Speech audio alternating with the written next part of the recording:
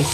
No, mga ka-kitchen, nilagyan na yung after na masote yung ground pork, nilagyan na natin yung hotdog. Yan, malapit nang lagyan ng sauce. Okay, lagyan na natin yung sauce.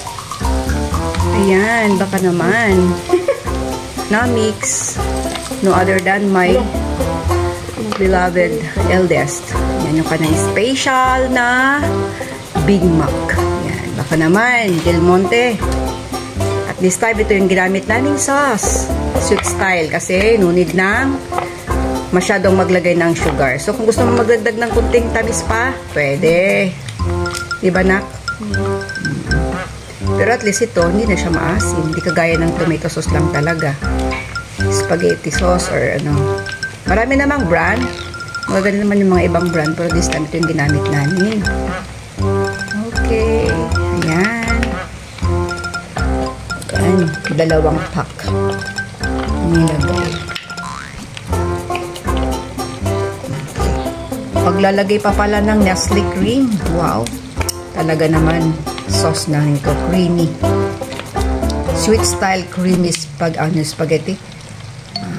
Big Mac. Actually, para naman siyang spaghetti, mga ka-kitchen. Pero ang ginamit natin dito ngayon ay yung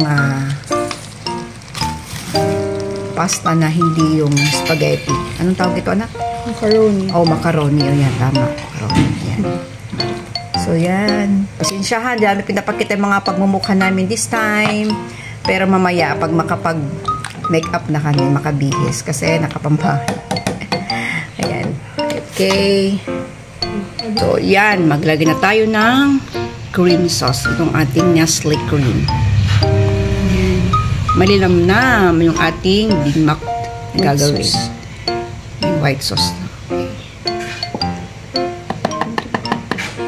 Siyempre, mix natin. So, meron pang konting dagdag. Wala na. Pwede ka maglagay ng ano, yung pizza seasoning. Ano? O, meron parang may konting touch. Hanggang sa maubos.